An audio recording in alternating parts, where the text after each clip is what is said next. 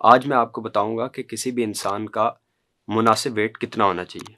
BMI calculate करने के लिए किसी भी इंसान का हमारे पास दो चीज़ें होना ज़रूरी है। एक तो उसकी हाइट और दूसरा उसका wait. Wait in KG major करेंगे, केजीज में वेट मेजर किया जाएगा, और हाइट जो है वो जिस भी स्केल में आप मेजर करेंगे आप उसको कन्वर्ट करेंगे मीटर्स में।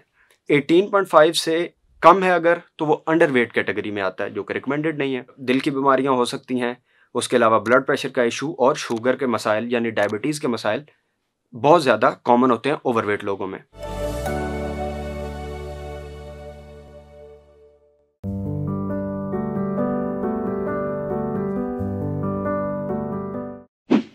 अस्सलाम वालेकुम, मेरा नाम डॉक्टर ज़ीशान है।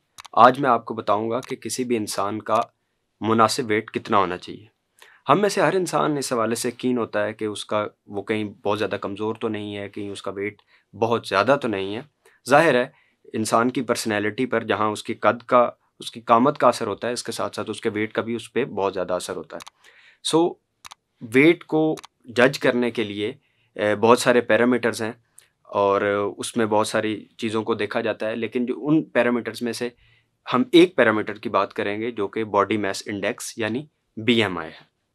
बीएमआई कैलकुलेट करने के लिए किसी भी इंसान का हमारे पास दो चीज़ें होना ज़रूरी है। एक तो उसकी हाइट और दूसरा उसका वेट।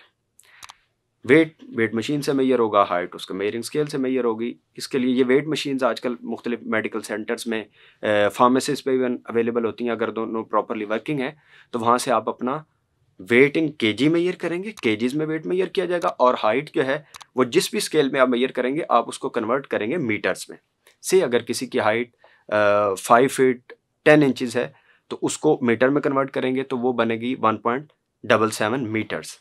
सो बीएमआई कैसे कैलकुलेट होगा? सो बीएमआई का फार्मूला है जी, BMI is equal to weight in KG divided by height in metre square.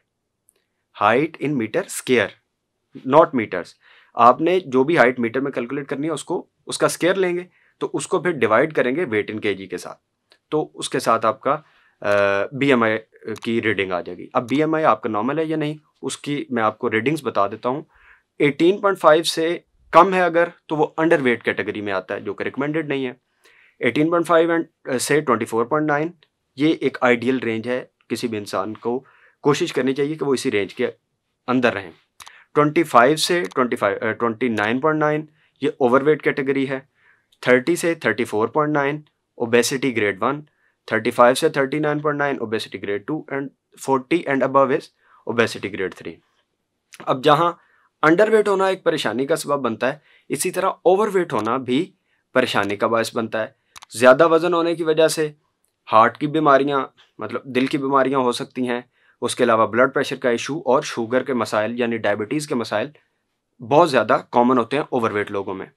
इसी तरह बाज़ हमारे ख़वातीन में ये प्रैक्टिस नोट की गई है कि वो अगर अपना वेट कम करने की कोशिश करती हैं तो उनको भी इस चीज़ को मद्देनज़र रखना चाहिए कि कम करें, लेकिन 18.5 से कम नहीं हो। अदरवाइज़ एक साइकेट्रिक कंडीशन है जिसको हम एनोरेक्सिया नर्वोसा कहते हैं, वो डेवलप हो सकती है।